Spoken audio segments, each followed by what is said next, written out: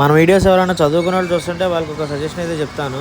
మీరు ఊహించినంత రియాలిస్టిక్‌గా అయితే మనకి ఇక్కడ జీవితం అయితే ఉండదు.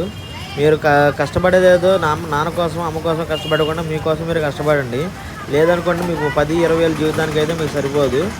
చెప్తున్నాను రానున్న రోజుల్లో మనకి మోర్ మనీ కావాల్సొచ్చిద్ది. మీరు దానికోసం ఎన్ని కష్టాలు పడినా మీకు ఆ మనీ అయితే దొరకదు. చాలా వేస్ ఉంటాయి. ఆ వేస్ ఎతుక్కోవడానికి మీకు చాలా టైం పట్టిద్ది. చదువుకునే టైంలో పొద్దున్నే వర్షం కురిస్తే వర్షం కారణం చెప్పి స్కూల్‌కి కాలేజీకి వెళ్ళకుండా మనం డుమ్మా కొట్టేద్దామని చాలామంది అనుకునే ఉంటాం. నేను కూడా అలాగే అనుకున్నాను. కానీ ఇప్పుడు నేను కూరగాయలు అమ్మే విషయానికి వచ్చేసరికి పొద్దున్నే 3:30 లెగుస్తుంటే పొద్దున్నే 3:30 వర్షం కురుతుంది. కంటిన్యూస్‌గా 5, 6 గంటలు 4 గంటల దాకా అలాగే కురుతుంది. నేను కూరగాయలు పెట్టి అమ్మడానికి వెళ్తుంటేనేమో రోడ్డు మీద ఏమో వర్షం నీళ్ళతో బాగా నిండిపోతుంది. ఇబ్బంది అయిపోతుంది బాగా. అదే పొద్దున్నే కొంచెం ఎర్లీగా లెగుద్దామంటేనేమో మనకు ఆఫీస్ టైము 10 కల్లా వెళ్ళిపోవాలి. నేను మళ్ళీ నైట్ 5 గంటలు కూడా కనీసం నిద్రపోవడం అని చెప్పి ఎర్లీగా లేగలేకపోతున్నాను. 2:30 కల్లా మనోళ్ళు కూరగాయలు తీసుకొచ్చి అక్కడ పెట్టేస్తారు. మనం కూడా 2:30కి వెళ్తే కరెక్ట్‌గా గంటన్నరలో మన కూరగాయలు అయిపోతాయి హోల్సేల్‌కి. అంటే పొద్దున్నే వచ్చి కూరగాయలు అమ్ముకుంటారు కదా! ఇళ్ళమ్మటే తిరిగేవాళ్ళు అండ్ బండ్ల మీద వేసుకునేవాళ్ళు.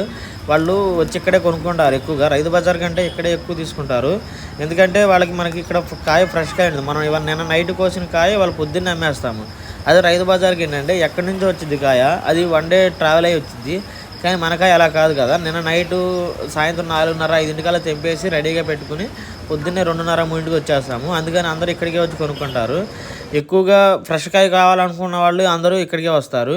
మనకి ఆల్మోస్ట్ మనం తెచ్చింది ఈరోజు 23 కేజీలు ఒక బ్యాగు, అలాగే 10 కేజీలు ఒక బ్యాగు బీరకాయ తెచ్చాము.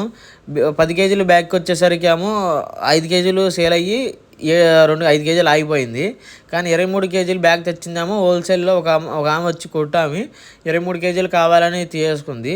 అయితే రేట్ అయితే మనకి ఒక ₹2 తక్కువగా ఇచ్చింది కానీ కాకపోతే త్వరగా అయిపోయింది. మిగతా 10 కేజీలు 5 కేజీల్లో 2 కేజీలు అమ్మడానికి నాకు 2 గంటలు టైం పట్టింది. అలా కూర్చొని నేను అమ్మడానికి నాకు కుదరక నేను వచ్చేసాను. 3 కేజీలు మిగిలింది మొత్తం నా దగ్గర. రేపొద్దున కలిపి అమ్మడాలి, లేదంటే ఇవాళ కూర వండుకోవడానికన్నా ట్రై చేయాలి వాటిని.